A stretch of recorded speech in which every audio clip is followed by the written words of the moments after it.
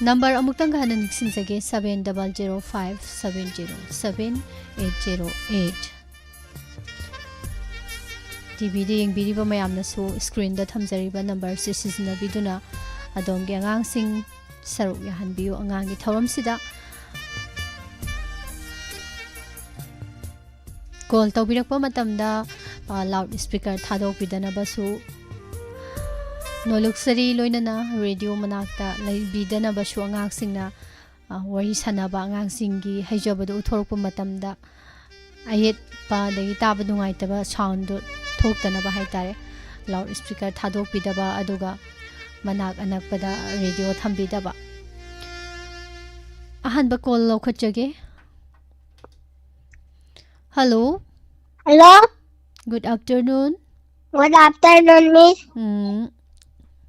Ngasidi yam ngalle. Kay sang sarage. Usopki injang. Usopki injang. Oh. Kanglengan ba kanagi usop torino? Ako agaboki. Ay gaboki. Oh. Oh. Ado ngasidi kari say sakne ba ngasise? Nangonde hektatay. Nangonde hektatay ko. Phajaba thirubada nangonde hektatay. Ado di huzik kanglengan badagi mayam puna taminarage ko. Oy. Hauro?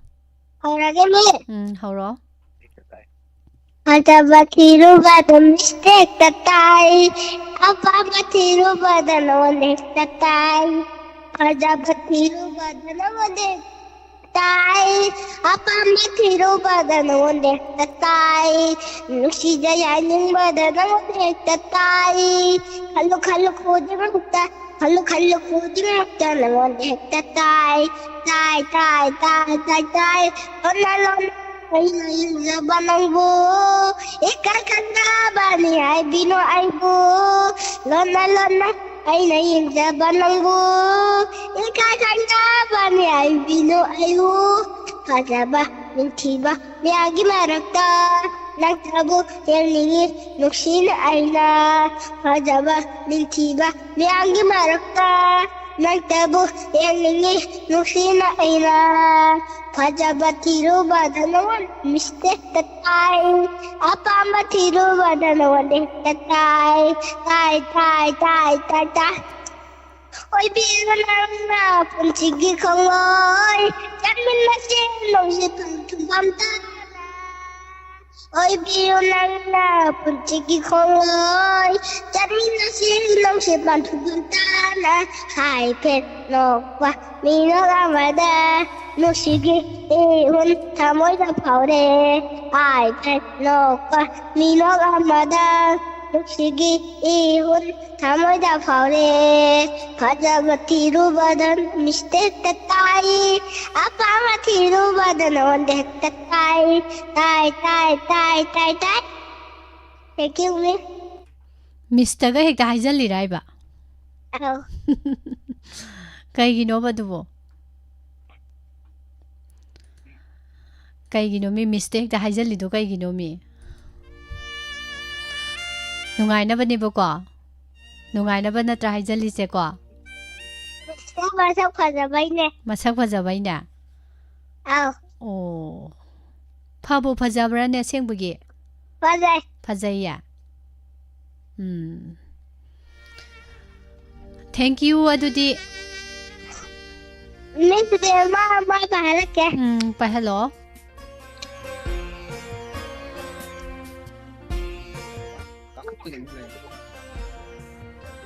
Hello. Good afternoon, Miss. Good afternoon. Call toray si kari maming kauge. Binda. Kari haba? Brinda. Isay saktoyro? Aw, di kay no? Saktoy na. Oh. Ado di haro ko. Hoy. Hanjin. Karasu. Nangdinusi. Kanjendo. Hanjin. Karasu. 맹디누시 콘데로 따르닝바 콘데로 달로는 기바 나름 다레 나시디 이토 랑에 타모이다 한 따르닝바 콘데로 달로는 기바 나름 다레 나시디 이토 랑에 타모이다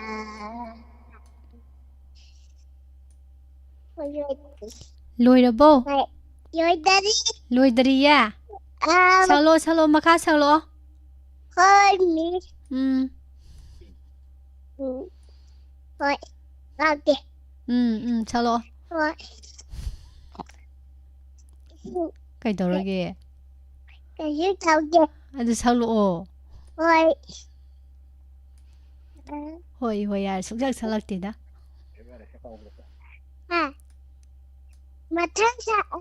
mathang sa kìa cái đầu rồi kìa hồi hai ra cả cao cái đấy ồ Brinda sẽ hay ngoài chào nó cái gì đuôi nó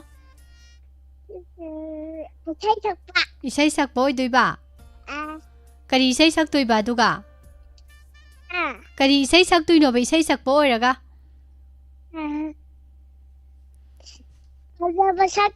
파자바 삭 đuôi bà 오 아두디 미스웨이 하영와이 따라게고 브린다나 이세 파자바 살락바도 야레고 두디 Hi miss bye bye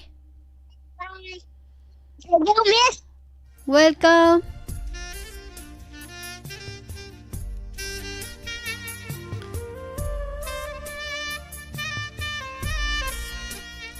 live chatter link sin bi bo mayam saranabir zero sobati Mani Mala Naurem, Mabi Mola Kuncham, Pia Hobbicham, Taram Noksari Monali, Nitulai, Sarbizoi Tongbram, Imasanaton Binaurem, Jeruni Ningombam, Thanksin Bidiba Pumdamak, Tangzam Madame Sandarani, Wakagi JB, Taram Noksari. Tagasarima Kedabati Kontozam Loyana Facebook Live Taling Simbi Basing Sarbimo Imasana Toy Marang Tem. Good afternoon. Hello. hello Good afternoon. miss Call to raise it. Kari maming hai bano. Sao con đi là sao biết Lai Samgi Sangkhon Bine ba. Karai da lay ba. chị Khuôn đã Chekon da. chị Khuôn Oh. Chikhong da kwa. Chikhong da lay ba. Lai Samgi Sangkhon Bidune ba. Adudi say phajaba masak toro. Sa na lấy ba như phù như sa na lấy ba như phù là đường kia là kỳ lấy ra là đường kia là kỳ lấy ra chắc là mang chào biết chắc là mang chào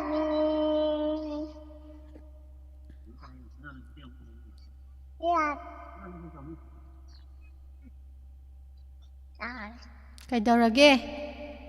dạ đi lùi rồi Lôi đi sao lâu lôi đi.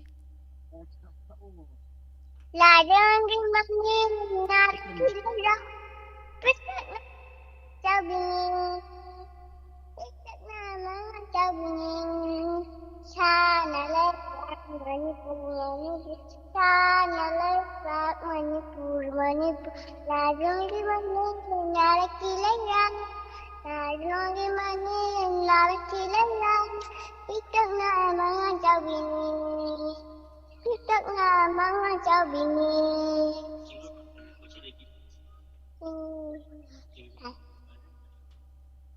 Rồi đây. Maram mo pisang khon bita bro. Tai ya.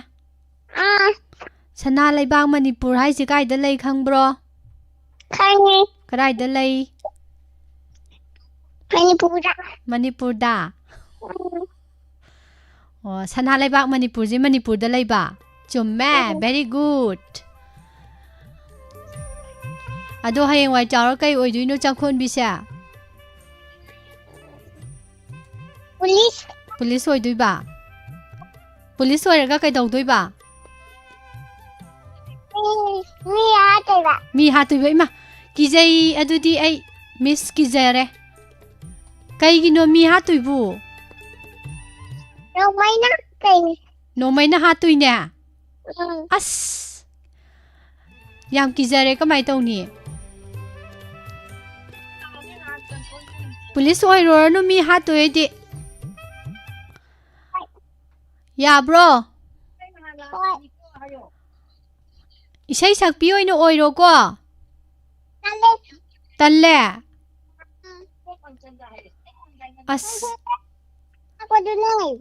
Function da lakpadune. Oh. Ado changkhon bi mi hatanaba police oironu ko. Kali ayon. Is kamay tawni tawjidi. Kana hatuino. Nang. Ha.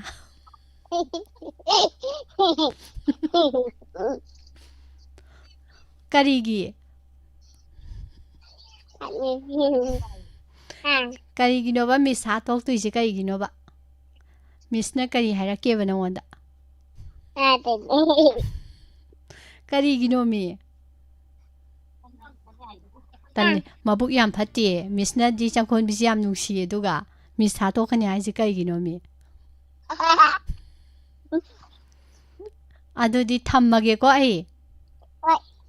Bye bye. Bye bye.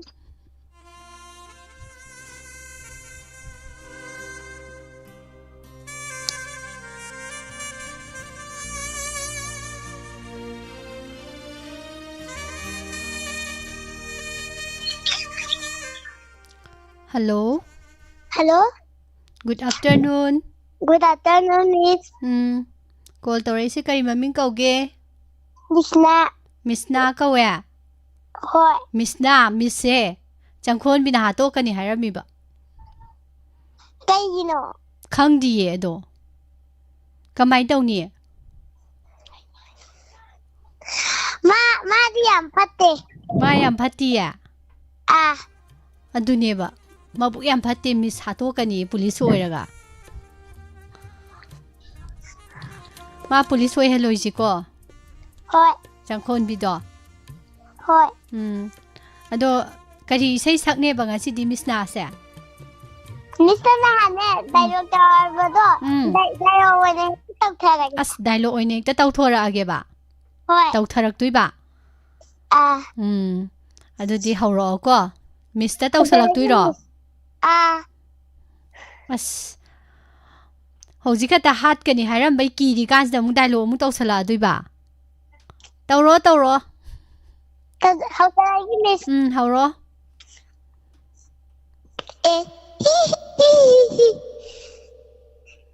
Ta khudum lay re he. Kadai da. Tu mamang da de. Masak mataw yamna phazarbi changkhon bi nujam re thi je asi se. To nawa si di masak santhi na phazaram du mani he. Ado ta khudum ai nang da wa ma de hairam ge. Kai wa no to no. Masih amat ini, ayo go jarage. Nanti ne, kona mana sendiri ba. Ya harus itu no. Ayo ne, nubi tiga kali aja. Kau ira mana? Aduh anak tu kan gini tu. Oh ini, aduh di kan gini. Aduh, saunu. Na, asyik amat ini, ayo go jarage ba. Nanti ne, asyik dah ini ne, pada amat TV jarage ba. Bo, nunggi nungai tebu to na bo kare adudi asise nangi ojaro asideki na pazarama pida bayaro ko hoy aduni nuna takudum aine nupising ne woi watai gakteng sanaru ado takudum Aduh to no, lagi ne, Manau nupi ga lay thi da ai sarak ko gayu. Hoi, thank you. Dialogue loirabo. Loire. Yam phajai kanan tambirino. Chichena. Chichena. Hoi. Chichesu yam haine ko adudi. Hoi. Isai mateng ma sakto mo adudi. Dialogue phajaba ma tawrokpagi.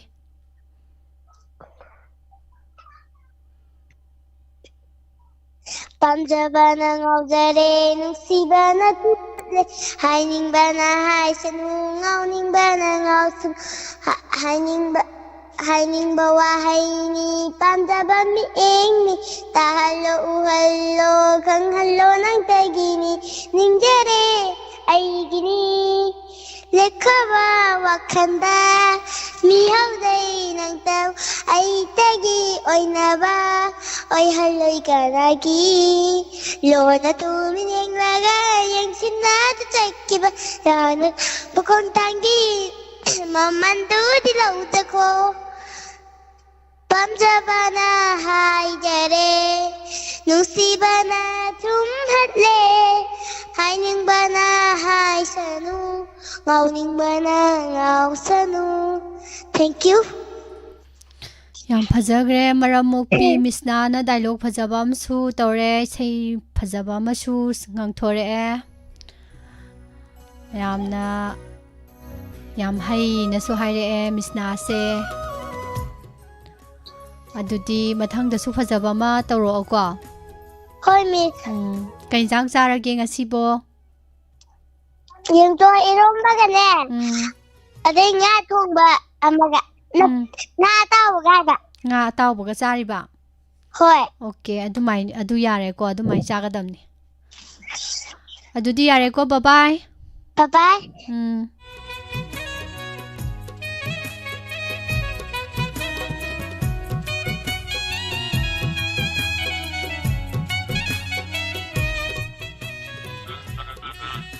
Hello. Hello. Hello gi call si yadre. Amu kakthatlaga tawraktradi yararoi. Hello. Yadre. Network ka speaker ga khanare dun. Thaklauna kakthatlaga thaklauna tawsalo phangni.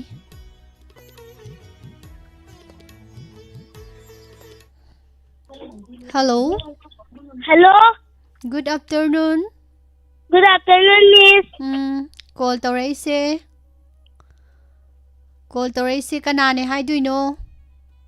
Laisram thoisna. Laisram thoisna. Nungairi bro. Nungairi. Do laisram thoisna se karaidagi no na mayamna khangnabane lamduga hairo. Quasify dagi neba. Thoisna se ado isai phajaba ma saktorak to yorangani chumme ko adudi horo thoisna gi sei amu khuyrum jari he mai gi lai le mai gi tu khuyrum jari he mai gi lai le mai gi tu na cha singi lâu singi hay là hầu dan điêu na cha singu na cha singi lâu singi hay là hầu dan điêu na cha singu hey ma mai gi lai lên đi ma hay gi tuần na phẩm.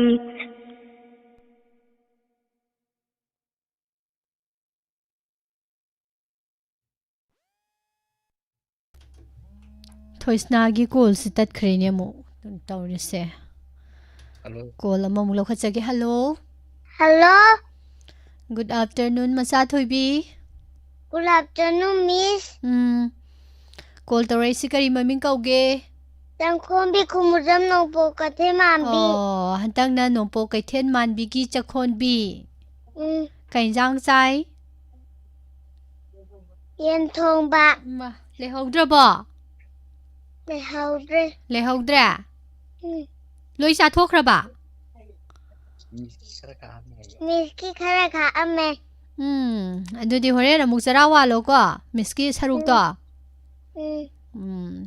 ꯑꯗꯣ ꯁꯩꯔꯦꯡ ꯊꯤꯗꯣꯏꯔꯣ ꯏꯁꯩ ꯁꯛꯇꯣꯏꯔో ꯁꯩꯔꯦꯡ ꯍꯧꯔꯛꯑꯣ ꯑꯗꯨꯗꯤ Ima ima yengo se nong na wa chui se dada yengo se sing na kan na cheli se ibani sana si jegi hi tawan si dada nang na sabiyo ai na hai ba ya biyo hi tawi sana si jiri selan si lo jere miss maram yam mokpi changkhon bini saireng phajaba ma thidorokpa yam haire isai amaga saktoiba horo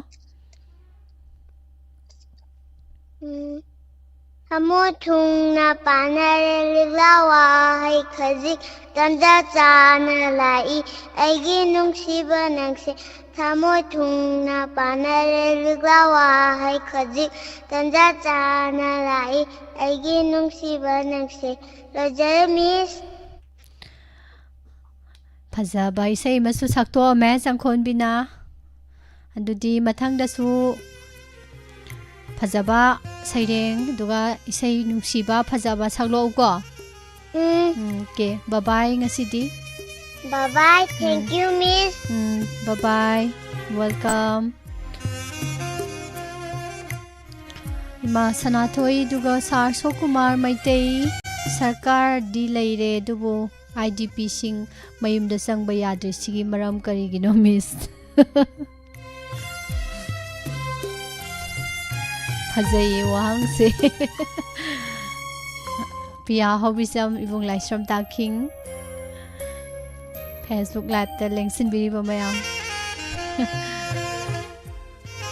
adadi ko lokati da sa asokumar gi wahang simtang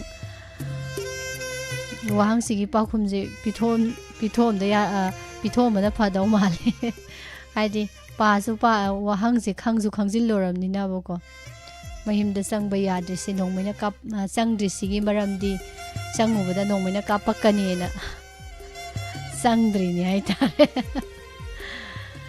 hek sangubada ne nongmina kapaga hat ken koitan tannarakadriba dugini sangdrisi hello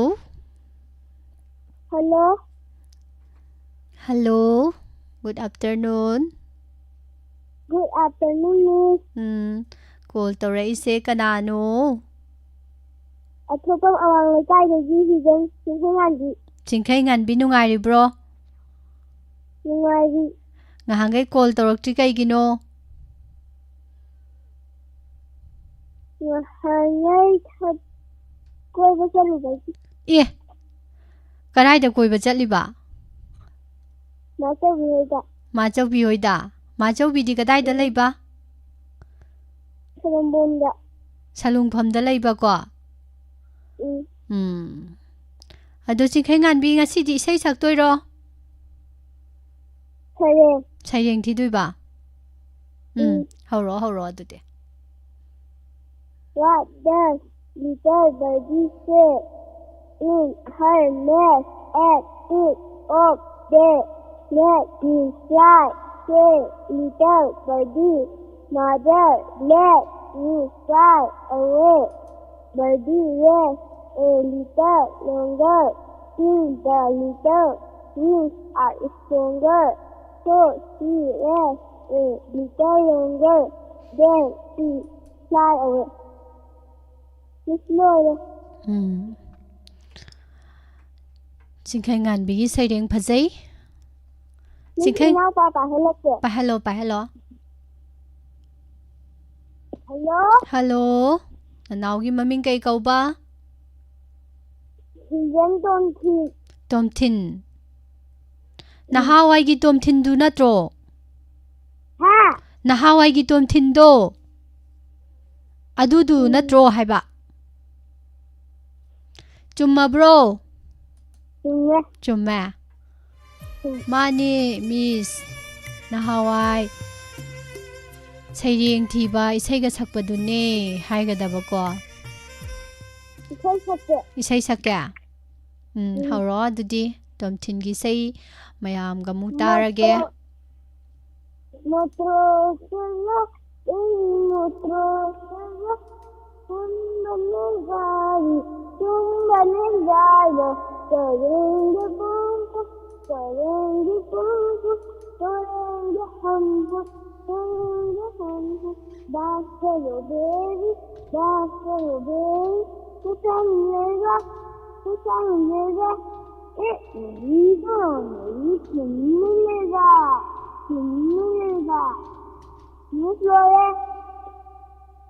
ꯂꯣꯏꯔꯦꯕꯀꯣ.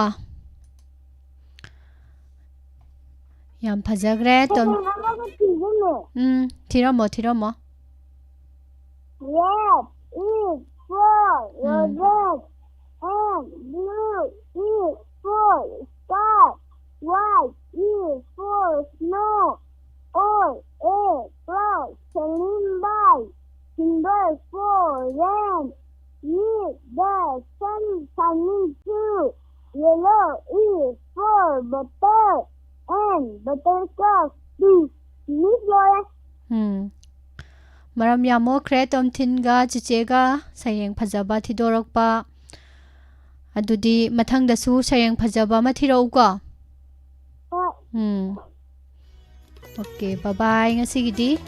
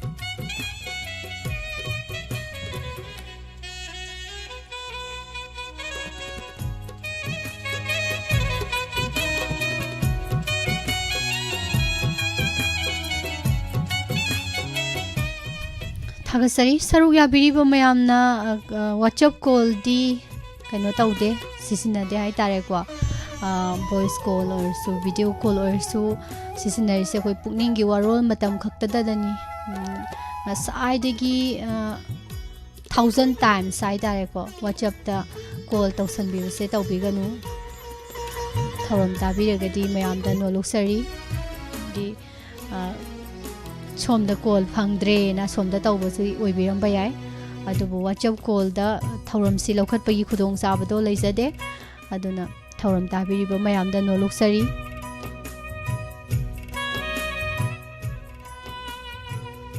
khoigi thoramgi marak thatna khasitang sengdok saning base kaigumba matamda ko mayamna budi kaigumba ma khangning ba khoidigi information ama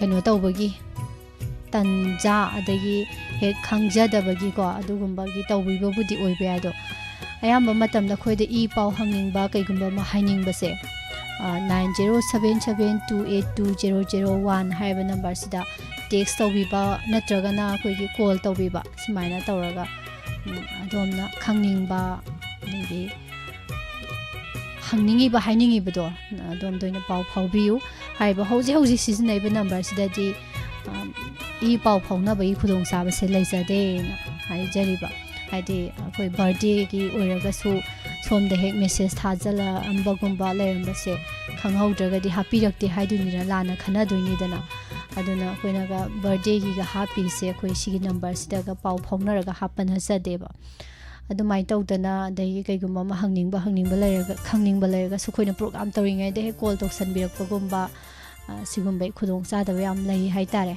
aduna mayamda sum khanghanjaningdana haijabani mayamna hainingba khangningba kaigumba ma phongdokningba layraga su ko kainoda khoigi number hariba number 9077282001 haiba number sida message ꯊꯥꯕꯤꯕ ꯅꯠꯇ꯭ꯔꯒꯅ ꯑꯩꯈꯣꯏꯒꯤ call ꯇꯧꯕꯤꯕ ꯑꯩꯈꯣꯏ ꯁꯥꯔꯒꯤ ꯁꯪꯕ ꯇꯥꯏꯃꯤꯡꯗꯣ ꯃꯌꯥꯝꯅ ꯑꯗꯨꯝ ꯈꯪꯉꯝꯃꯅꯤ ꯍꯥꯏꯇꯥꯔꯦ ꯁꯨꯝ ꯀꯥꯟꯗꯗꯤ ꯁꯥꯔ ꯁꯤ ꯂꯩ ꯍꯥꯏꯗꯣ ꯁꯥꯔꯅ ꯑꯗꯨꯝ ꯃꯌꯥꯝꯗ ꯏꯟꯐꯣꯔꯃꯦꯁꯟ ꯑꯗꯨꯝ ꯇꯧꯕꯅꯤꯅ ꯍꯥꯏꯇꯥꯔꯦꯀꯣ ꯑꯗꯨꯒ ꯂꯣꯏꯅꯅ ꯑꯃꯅ ꯄ꯭ꯔꯣꯒ꯭ꯔꯥꯝ ꯇꯥꯕꯤꯔꯀꯥꯟꯗ ꯇꯧꯔꯤꯕ ꯊꯧꯔꯝꯗꯣ ꯀꯔꯤꯅꯣ ꯑꯗꯣ ꯀꯃꯥꯏꯅ ꯇꯧꯕꯅꯣ ꯈꯪꯉꯒ ꯇꯧꯍꯟꯅꯤꯡꯕꯒꯤ ꯑꯄꯥꯝꯕꯁꯨ ꯃꯌꯥꯝꯗ ꯅꯤꯡꯁꯤꯡꯖꯔꯤ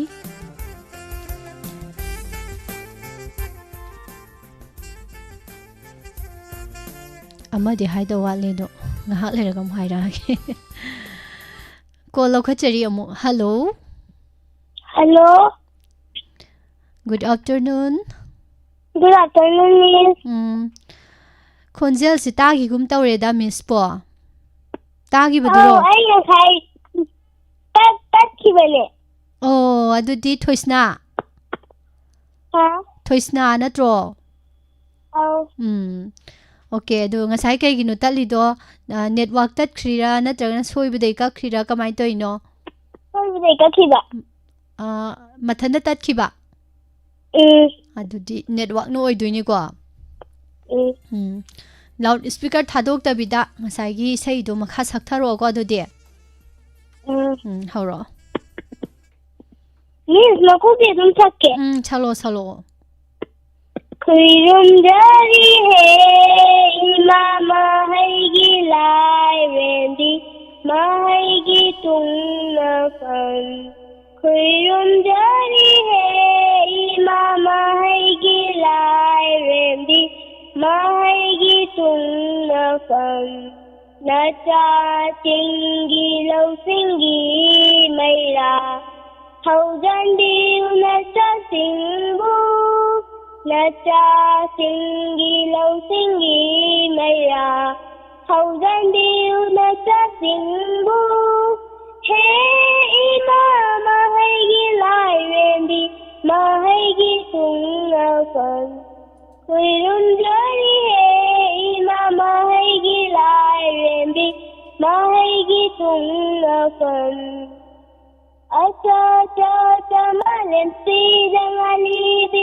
이마기 나색나가 아차차차 말렘 시랑알리비 이마기 나색나가 마이카이 셈마 돌랑알리비 마이카이 셈마 돌랑알리비 말렘더러우 싱예리비 말렘더러우 싱예리비 나자싱부 더우잔디 나자싱부 더우잔디 이마기 고노의 손자게 라인 뻔한 미누럭싱 선절하게 망하여도 꺾게 구름사이에 이마 마이기 라이렌비 마이기 둥나건 나자싱기 럭싱기 마이라 서울산디우 나자싱부 나자싱기 럭싱기 마이라 서울산디우 나자싱부 헤이 마마 하이기 라이렌디 마하이기 둥나건 서울산디리 키피로 나자싱가 젠안디로 이서성다나 서울산디리 키피로 나자싱가 젠안디로 이서성다나 내빨라이다나의 나선자게 내빨라이다나의 나선자게 이마기 고로이 밍렌두 이마기 고로이 밍렌두 나자싱부 서울산디 나자싱부 서울산디우 ꯌꯥꯝ ꯐꯖꯈ꯭ꯔꯦ ꯊꯣꯏꯁꯅꯥꯒꯤ ꯏꯁꯩꯁꯦ ꯁ꯭ꯀꯨꯜꯒꯤ ꯏꯁꯩ ꯑꯣꯏꯕ꯭ꯔꯥ ꯊꯣꯏꯁꯅꯥ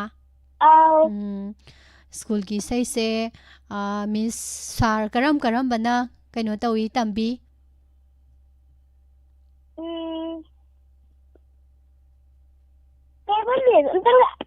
ꯁꯤꯒꯤ ꯏꯁꯩꯁꯦ ꯁ꯭ꯀꯨꯜꯗꯅꯦ ꯀꯔꯝꯕ ꯁꯥꯔ ꯅꯠꯇ꯭ꯔꯒꯅ ꯃꯦꯗꯥꯝ ꯅꯠꯇ꯭ꯔꯒꯅ ꯃꯤꯁꯅ ꯇꯝꯕꯤꯕꯒꯦ ꯍꯥꯏꯕ ꯀꯅꯥꯅ ꯃꯦꯗꯥꯝꯅ ꯇꯝꯕꯤꯌꯦ ꯃꯦꯗꯥꯝꯗꯨꯒꯤ ꯃꯃꯤꯡ ꯀꯩ ꯀꯧꯕ Sunita Okay. Yam phajai ko Miss na phajai hairei hayu ko madam da haya. Okay. Yare ko adudi thoisna. Yes, miss. Bye bye. Bye-bye. Thank you, miss. Welcome. Mathangi caller da mu khudong sawa pijari.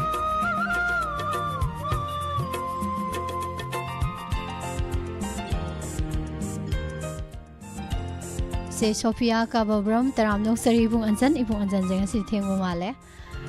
Sa Robin Maite Khumuja Micheromita Sana Samni Tulai Chema Bem Kaksing Kanhino Haise Misse Wakan Nungai Tamale Karino Haisibu Wakal Nungai Tabdi Late Ada Pau Pauna Dabagi ko Nunang ba Hai Tarene Pau se Kol Pot Piriba Mayamga Adagi Somdagiga Pause Podok Nadaba Malay than Abogo. Adugi Jarang Nabato to never lay say. Idea Somdadi Angang, I don't think I told to Nebuco call. I say Shaki, Kapam do neba. And somebody called the Pang up Trap Nina Upai Tiropada. What's up called the Tarak Paneba. And what's up to the Pakat Payadam Nina Somdadi Shake and say do Angango. From the to na talk sa later and the day. Jarang nam to kahino kamay hai to ise. Adu jarang nam to nita. Hello. Hello. Good afternoon. Good afternoon, miss. Call tawre si ID khangum lakum tawi. Miss kasi vai dia hong changwam premita ni miss. Adu neba. Misti khangdra. Kangi. Khangisi kai gino? Toina phangbai. Toina phangbagi. Toina phangbai sunati nukshi bagi ne ko. Nukshi da de mi se khangaju uraju usanadaba adai khangsanadaba saraga laitho sarki duine bo ko. Ado nukshi bagi ne bo ko khangisa. Okay. Adudi premita kari no kari sai sak toino ngasidi. Nukshi jai nang butamoi sengna. Nungshi zai nangbu thamoi sengna tawda.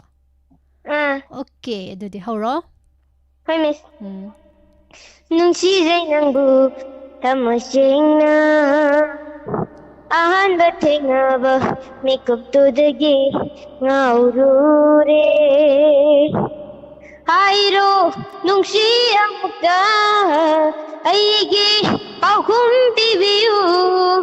I be you, I bu nungsi haina, nungsi bi nangi chimbana, nungsi zai nangbu tamasena, ahan batena ba mikup tudagi ngaurure, manglan taibang anida, nangbu udu natalai. Manglan taibang anida nangbu udu natalai re aigi inatane piro nangna punchigi oina aigi inatane piro nangna punchigi oina nungsi zai nangbu tamosengna ahanba thengnaba mikup tudagi ngaurure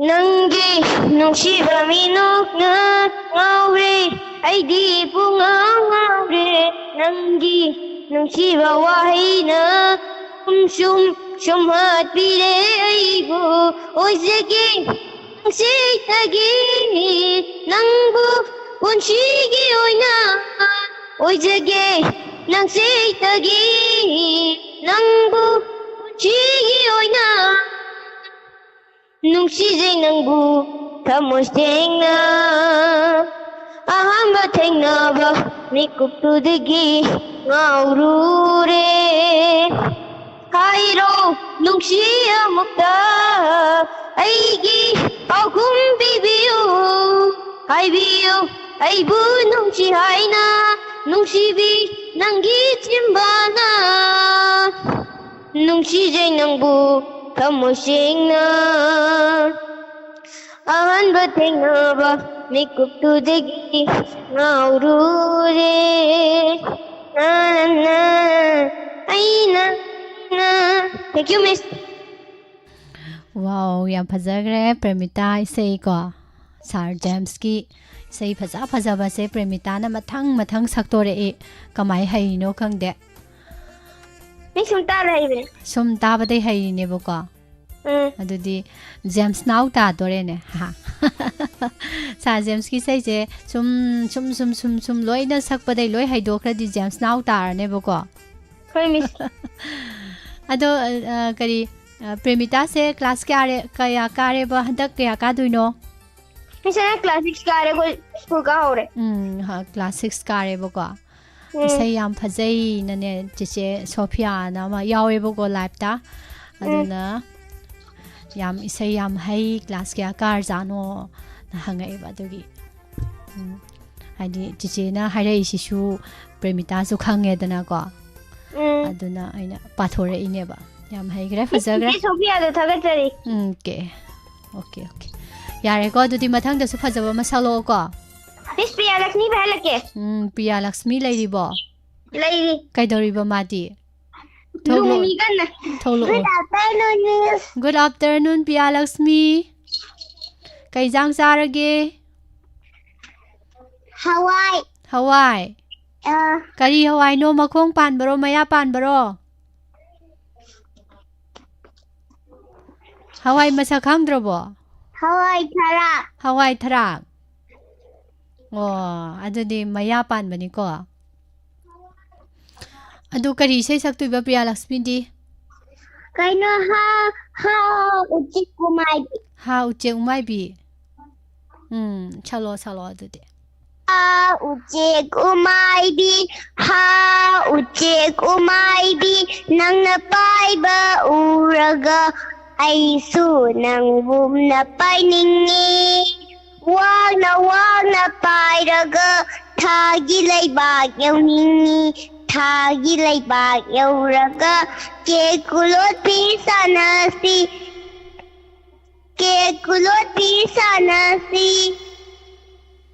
Thank you, Miss.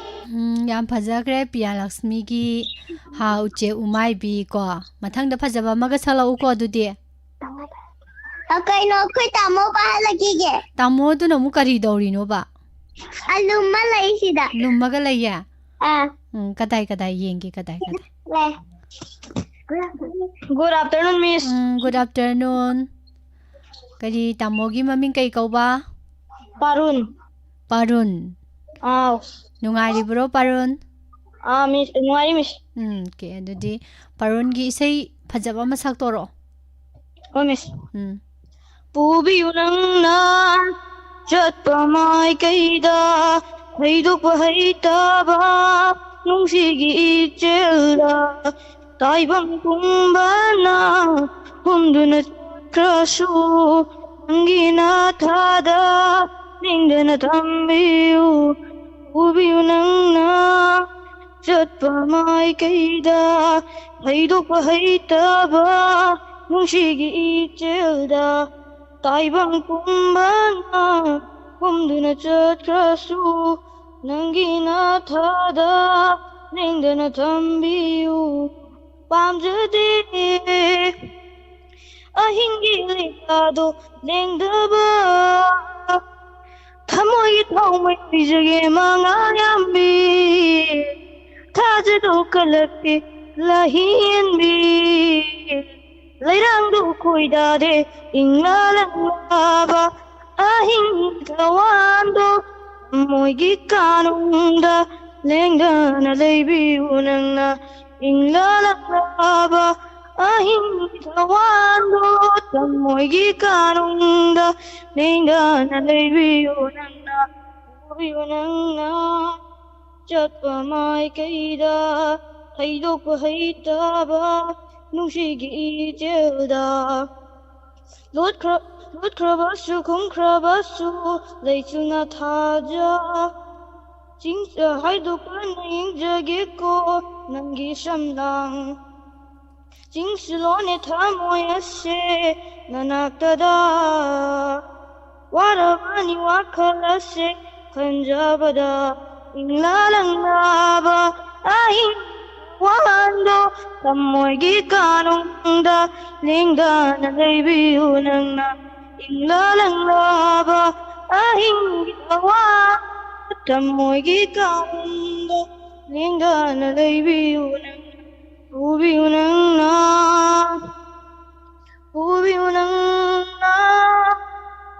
Thank you, Miss. Wow, Barun isay ang pasay.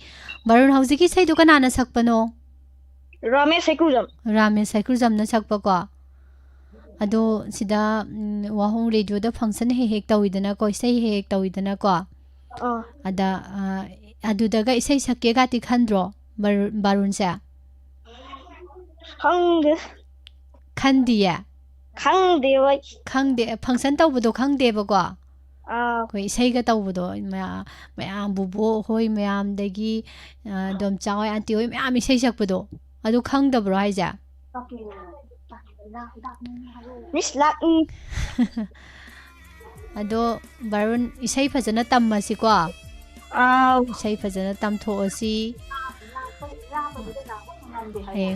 barun Miss Lak paduda lakpo ngamdu ado hoji laktar sune hayeng nongma ngammakanda di soina laktoini dana ko duna America do chatningdro chatninge aduni chatningba ama thamgadamni hayeng wai ngammakan chatnaba ko aduna sayang pajagre barungi taba yam nungai gre. Thank you, Miss. Ado mathang da su saksi ko phajaba ma. Yes, Miss. Okay, ngasi di bye bye. Bye bye, Miss. Bye bye.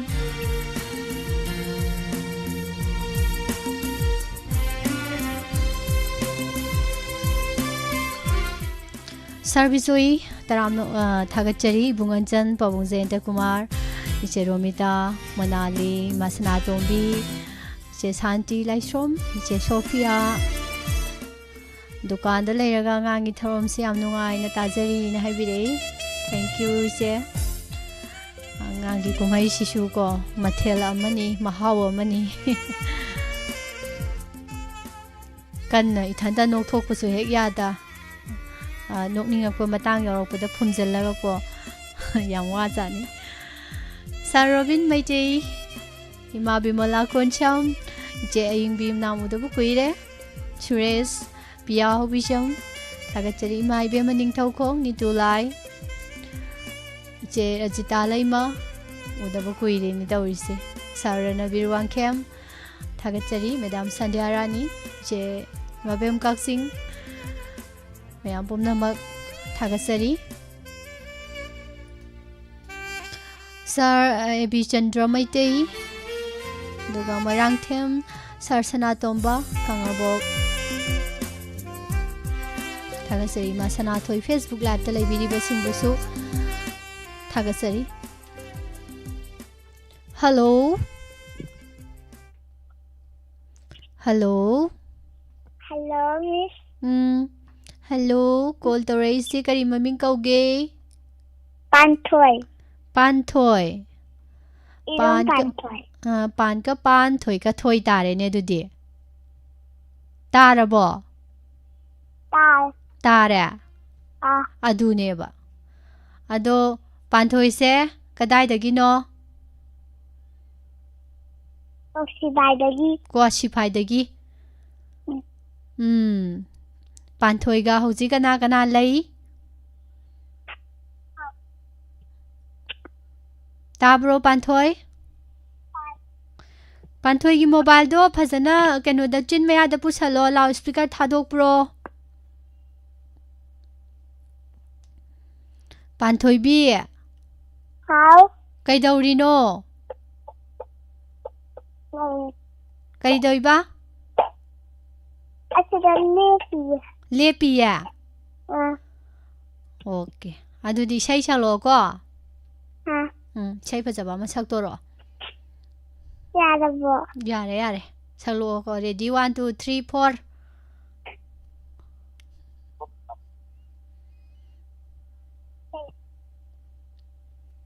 Bang khangdi mai hore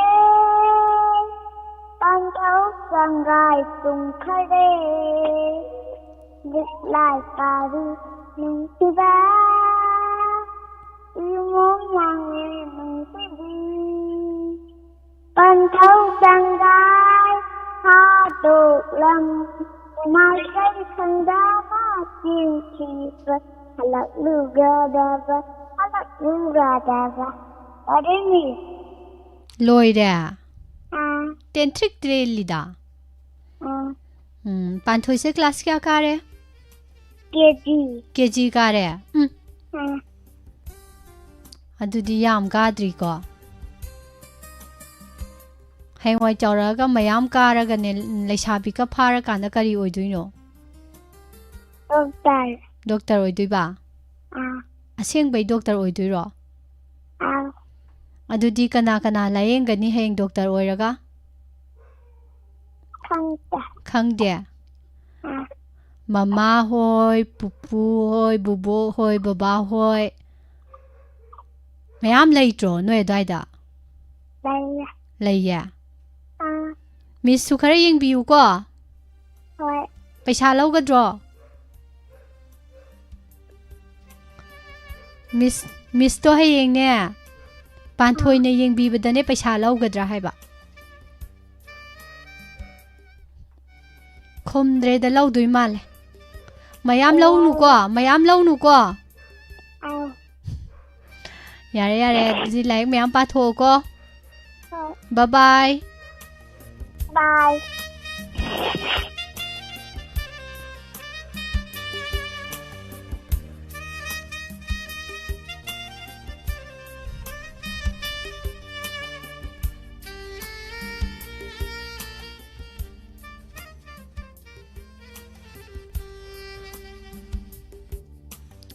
Radio yare dubu khonjel di yamna khenai hai ni rasmani na khonjen khenai ye kamai to jaro khonjel du chum chawrabra.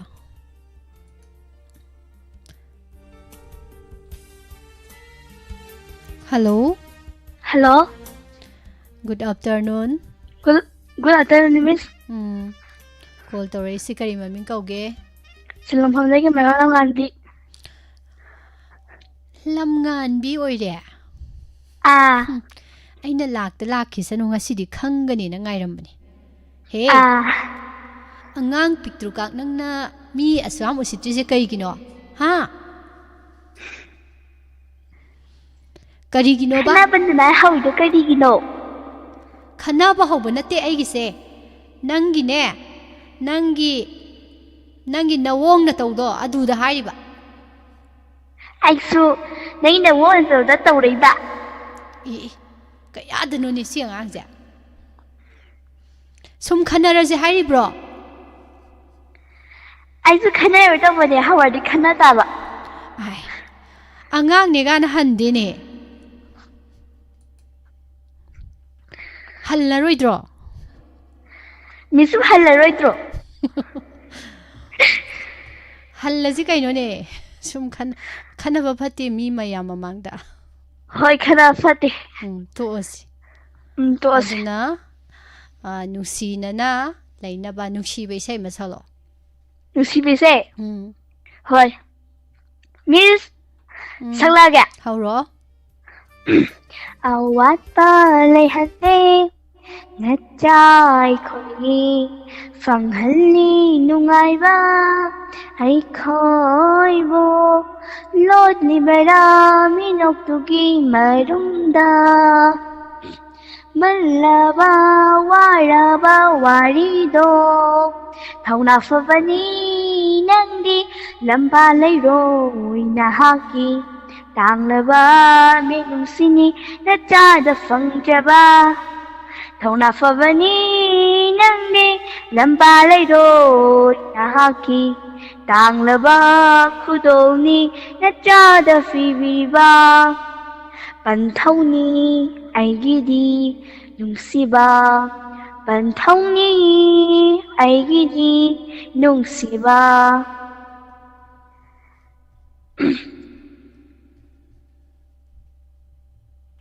ꯄꯟꯊꯧ ꯃꯤꯁ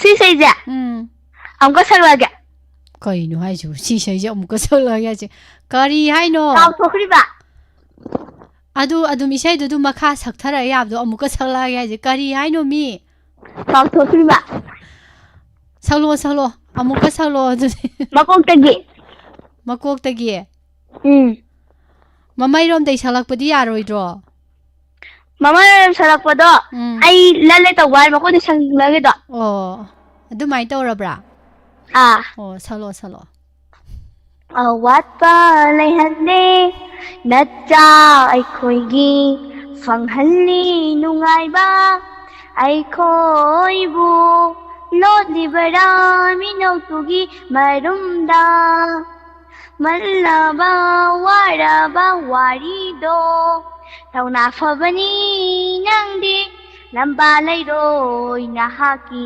ꯇꯥꯡꯂꯕ ꯃꯤꯅꯨꯡꯁꯤꯅꯤ ꯅꯆꯥꯅ ꯐꯪꯖꯕ ꯊꯧꯅꯥ ꯐꯕꯅꯤ ꯅꯪꯗꯤ ꯂꯝꯕꯥ ꯂꯩꯔꯣꯏ ꯅꯍꯥꯛꯀꯤ ꯊꯧꯗꯧꯅꯤ ꯄꯤꯕꯤꯔꯤꯕ ꯃꯄꯨ ꯃꯥꯅ ꯄꯟꯊꯧꯅꯤ ꯑꯩꯒꯤꯗꯤ ꯄꯨꯟꯁꯤꯒꯤ ꯄꯟꯊꯧꯅꯤ ꯑꯩꯒꯤꯗꯤ ꯅꯨꯡꯁꯤꯕ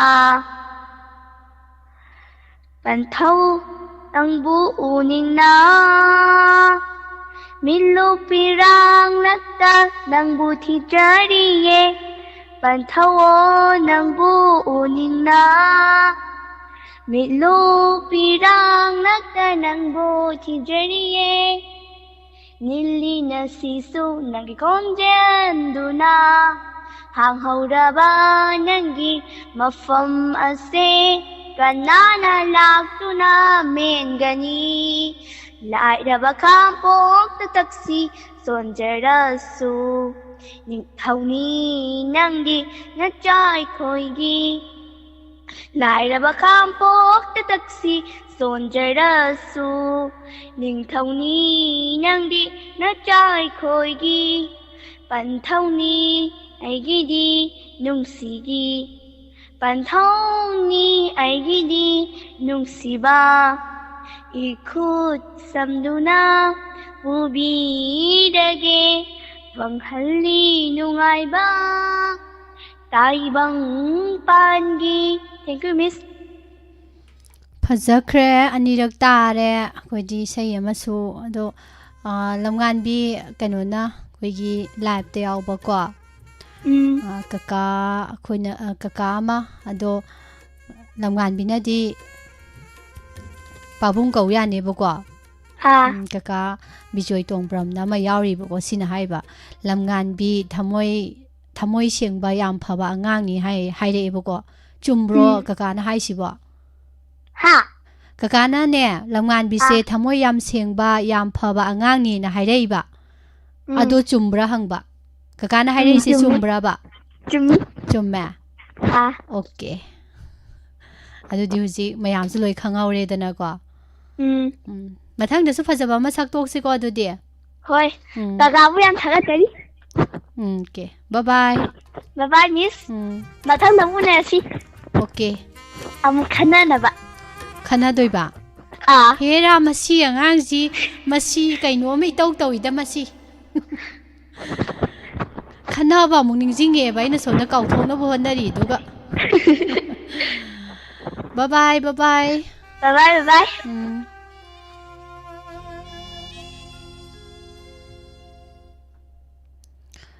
ꯁꯟꯗꯣꯛꯆꯔꯤꯕ ꯑꯉꯥꯡꯒꯤ ꯊꯧꯔꯝꯒꯤ ꯑꯔꯣꯏꯕ ꯀꯣꯂꯔ ꯂꯧꯈꯠꯆꯒꯦ ꯃꯌꯥꯝ ꯄꯨꯝꯅꯃꯛ ꯊꯥꯒꯠꯄ ꯐꯣꯡꯗꯣꯛꯆꯔꯤ ꯂꯥꯏꯞ ꯆꯥꯠꯇ ꯂꯦꯡꯁꯤꯟꯕꯤꯔꯤꯕꯁꯤꯡ ꯏꯆꯦ ꯂꯂꯤꯇꯥ ꯌꯦꯡꯈꯣꯝ ꯅꯧꯅ ꯂꯦꯡꯁꯤꯟꯕꯤꯔꯛꯄ ꯁꯨꯔꯦꯁ ꯃꯣꯅꯥꯂꯤ ꯆꯦ ꯔꯣꯃꯤꯇꯥ ꯆꯦ ꯄ꯭ꯔꯣꯃꯤꯂꯥ ꯄꯤꯌꯥ ꯁꯥꯔ ꯔꯣꯕꯤꯟ ꯅꯤꯇꯨꯂꯥꯏ ꯏꯃꯥ ꯁꯣꯏꯕꯝ ꯁꯤꯂꯥ ꯊꯥꯒꯠꯆꯔꯤ ꯏꯆꯦ ꯁꯥꯟꯇꯤ ꯏꯆꯦ ꯁꯣꯐꯤꯌꯥ ꯏꯆꯦ ꯁꯛꯍꯦꯟꯕꯤ ꯏꯆꯦ ꯃꯕꯦꯝ ꯀꯛꯆꯤꯡ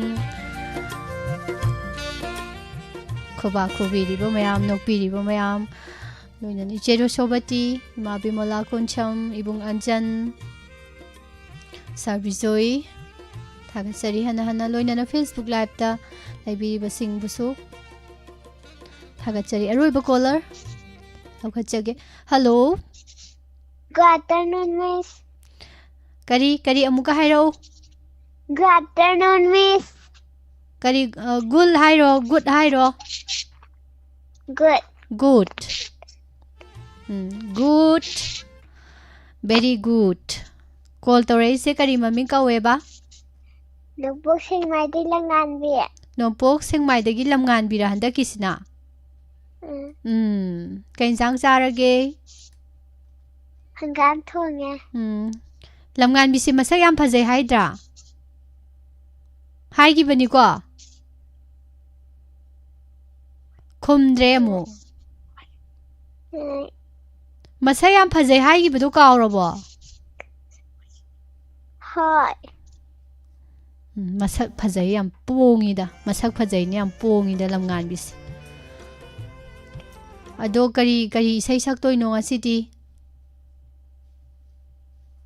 Sireng sakke. ꯁꯩꯔꯦꯡ ꯁꯛꯇꯣꯏꯕ ꯁꯩꯔꯦꯡ ꯊꯤꯒꯦ ꯍꯥꯏꯌꯣ ꯑꯗꯨꯗꯤ ꯀꯩꯅꯣ ꯁꯩꯔꯦꯡ ꯁꯛꯀꯦ ꯁꯩꯔꯦꯡ ꯁꯛꯀꯦ ꯍꯥꯏꯕ ꯌꯥꯗꯦꯀꯣ ꯁꯩꯔꯦꯡ ꯑꯣꯏꯅ ꯊꯤꯔꯛꯑꯒꯦ ꯃꯤꯁ ꯉꯁꯤꯗꯤ ꯍꯥꯏꯗꯧꯕ ꯌꯥꯔꯕ꯭ꯔꯥ ꯑꯗꯨꯗꯤ ꯁꯩꯔꯦꯡ ꯊꯤꯕ ꯍꯧꯔꯛꯑꯣꯀꯣ Hi. Pokpiredo akoibu yokpiredo makoina oja masu jithade akoibu semba yaurure akoina hayeng jauraga mithoi mihanpa oraga singjagaraman imagi singjagaraman ipagi oja masu kaugdaroi laman simpangamjage khurumjari nakoibu mislora ꯌꯥꯝ ꯐꯖꯈ꯭ꯔꯦ ꯐꯖꯕ ꯁꯩꯔꯦꯡꯅꯤꯀꯣ ꯂꯝꯉꯥꯟꯕꯤꯒꯤꯁꯦ ꯑꯗꯣ ꯂꯝꯉꯥꯟꯕꯤꯁꯦ ꯃꯁꯛ ꯐꯖꯩ ꯍꯥꯏꯔꯒ ꯈꯨꯝꯗ꯭ꯔꯤꯁꯦ ꯀꯩꯒꯤꯅꯣꯕ ꯃꯁꯛ ꯐꯖꯗ꯭ꯔꯕ꯭ꯔꯥ ꯍꯥꯏꯕ ꯉꯍꯥꯟꯋꯥꯏ ꯐꯖꯕꯗꯣ ꯍꯧꯖꯤꯛ ꯐꯖꯗ꯭ꯔꯕ꯭ꯔꯥꯕ ꯃꯁꯛ ꯐꯖꯩ ꯍꯥꯏꯔꯒ ꯈꯨꯝꯗ꯭ꯔꯤꯁꯦ ꯏꯀꯥꯏꯌꯦ ꯏꯀꯥꯏꯕ ꯌꯥꯗꯦ ꯍꯥꯏꯕꯗꯣ ꯃꯤꯁꯅ ꯏꯀꯥꯏꯕ ꯌꯥꯗꯦ ꯍꯥꯏꯕꯗꯣ ꯃꯊꯪꯗꯩꯗꯤ ꯏꯀꯥꯏꯔꯅꯨꯀꯣ ꯃꯊꯪꯗ ꯏꯀꯥꯏꯔꯗꯤ ꯃꯤꯁ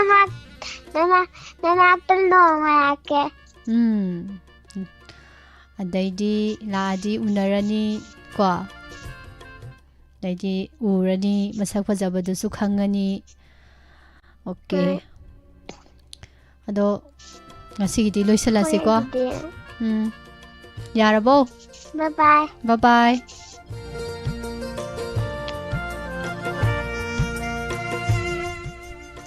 Usinasina angangi wari loire ahangi horen watli ima sing pabung sing mo lakna phana tawgadabasi horen pung ahum damuk lairi angangi oinadi ngasi oinadi loisale थागतचरी मैम पुनमक तोंगा तोंगानबा प्लेटफॉर्मदा वाहोंग रेडियोगी थौरमसिंग ताबिरिबा मिटिंग ताबिरिबा खुदिंगमक अंगांगी थौरम नुंगाइको मैम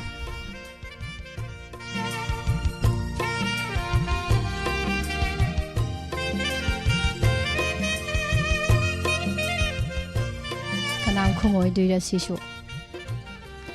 नुंगाइजै लाइव चाट तलंग सिनबिरिबसिंग लेबिरिबसिंग यामना अमुक आंगांसिंगी टेलेंट तारकांदा अमुक कमेंट पिबिरक्तना पुनिंग थौगतपिरक्पसे सिनमु थौरम तौजरबसिगी नुंगाइबदो मु ओइ हाइतारे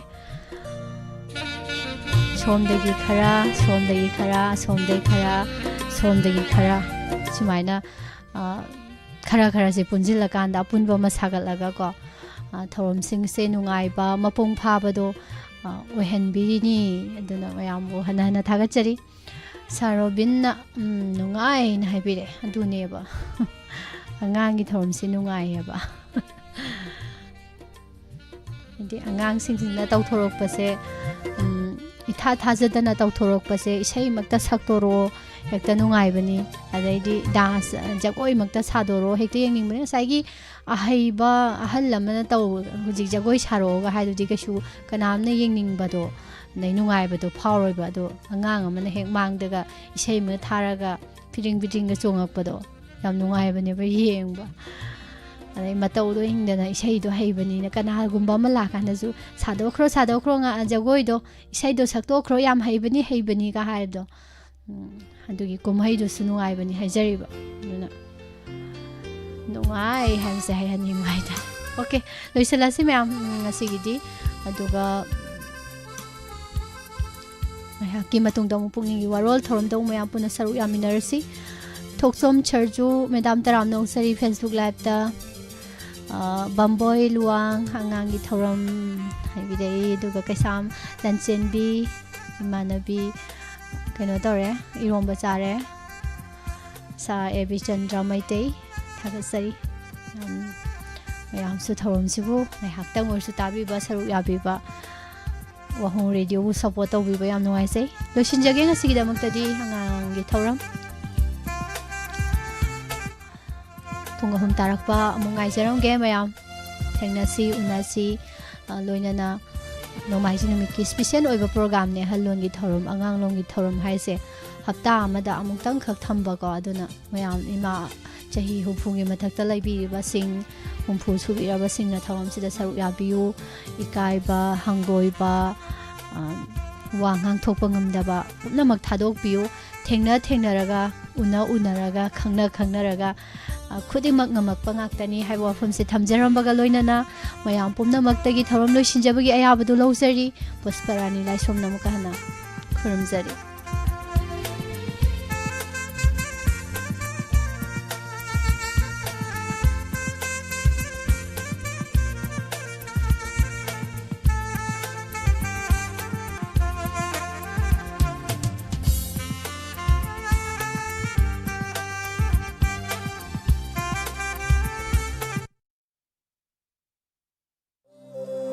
Sarangthem Sagaygi Chalon Katpagi Pauzel Lakliba February gi tang 19 English Singani Kungataru Phairil gi Kuntaruni Panba Irai Numit Asida Sarangthem Sagaygi Apokpa Ibudau Eventau Anigi Chalon Katpa Numit Thokle Maramasina Sarangthem Sagaygi Iraisa Singama Diningol Singna Matam Chana Lengbirakna Naba Pauzel Pizari Mafamna Kakshing Khunau Pauzel Pizari ba Sarangthem Sagaygi Apunba Saukhat Thoksil Tengbanglo Akopa Marol gi dama call to view 6909493284 Amukahna 6909493284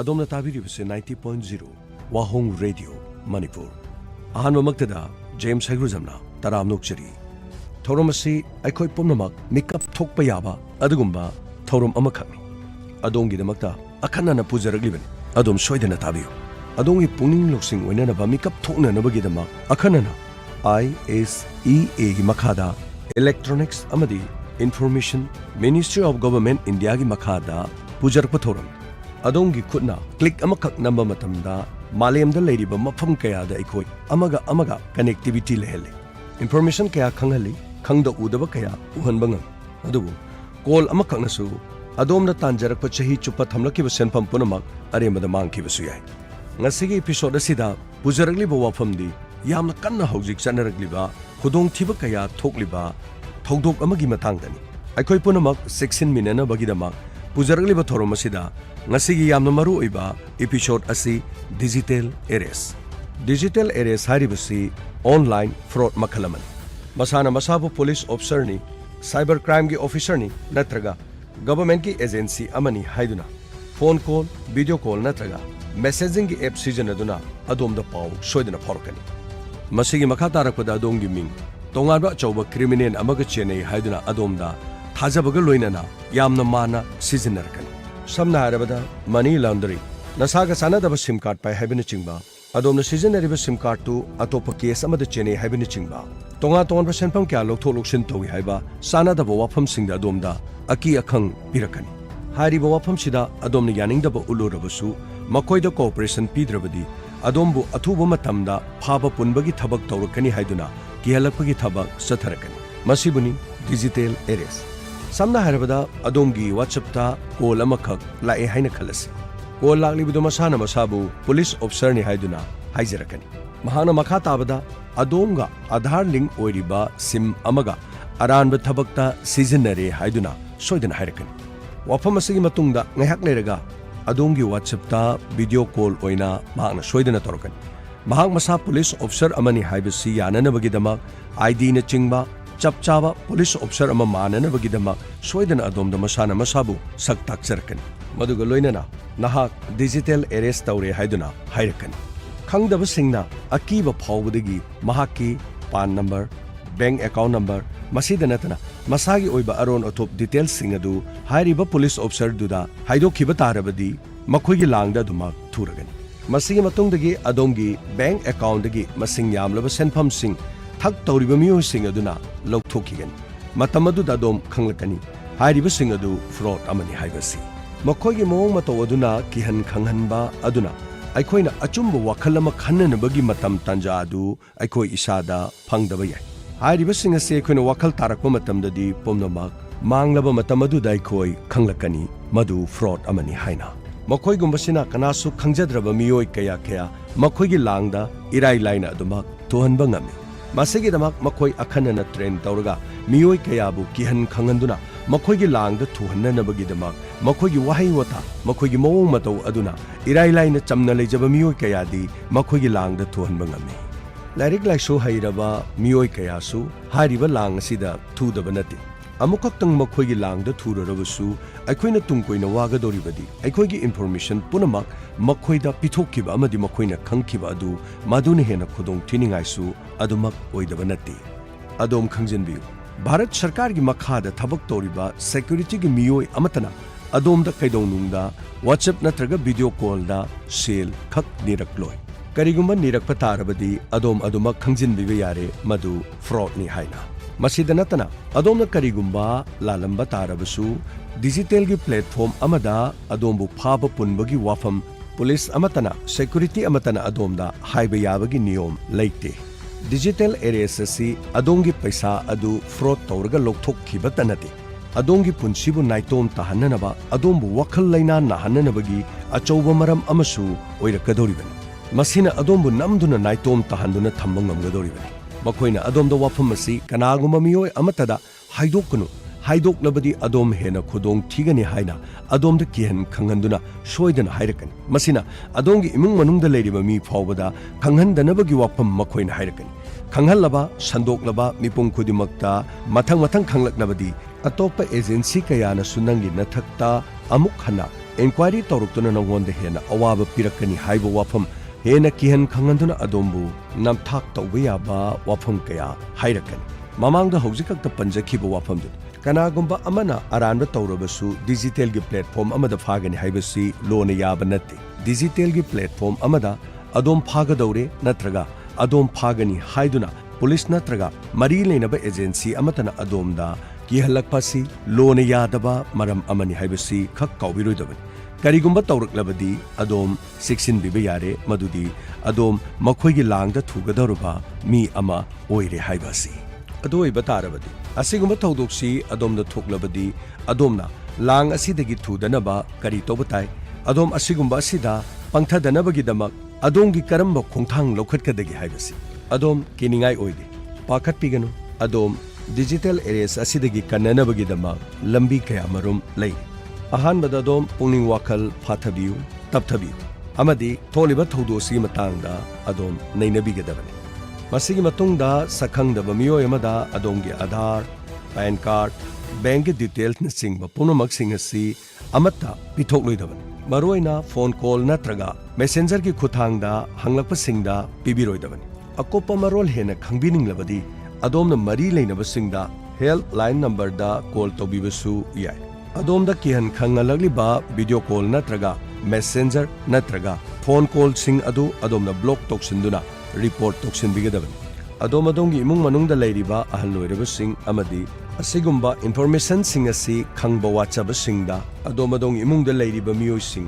asigumba thokliba thodok sing asidagi nan thokna nabagi dama wari watai sabiduna thodok asida thudana nabagi dama amaga information pinabagi mathau tai adom adongi khangnaba miyoi sing tinaba naknaba miyoi sing natraga imung manungda leiriba miyoi singda karigumba cyber crime gi victim ama oirabadi adomna call tobiu 1930 amukana 1930 haribasi 24/7 toll free number oiba Ministry of Home Affairs ke makhada leiriba number asida call tawraga report toksinbiu masida sunatana www.cybercrime.gov.in haribasida adom report toksinbiu masida natana cyber ga mari leinaba case singda adomna www.staysafeonline.com da changbiduna akupa marol khangbiu digital gi taibang asida adomna mai mit singna makeup thokna leiba haibasina khwaidigi hena phaba lambini ngasi adomna khangbire digital areas haibasi karino haiba makha tarakpa episode singda cyber ga mari leinaba case singda khoi khana nei naminaduna hena akupa marol sing khangminasi kaubiganu adom kibigadabnati khana nei naduna asengba singdu khangdoknaba honagadaba thauramasi ISEA Electronic Information Ministry of Government of India gi makhada sandokchabani adomna tabiribasi 90.0 megahertz da lanthokchariba wahong radio manipurni adongi James Hagurjamna miyamdagi lapthokchanabagi ayabada logjari mathangi episode tamu thengnarasi punamapu khurumjari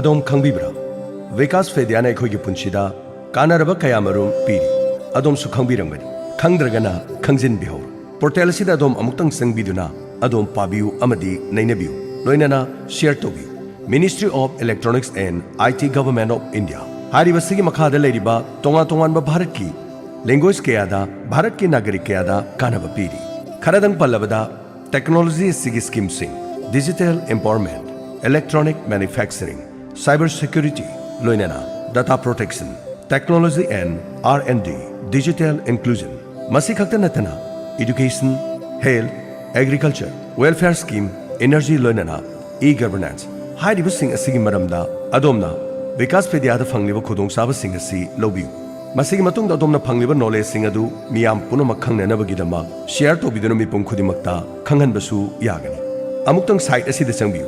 www.vikaspedia.in Center for Development Advanced Computing CDSE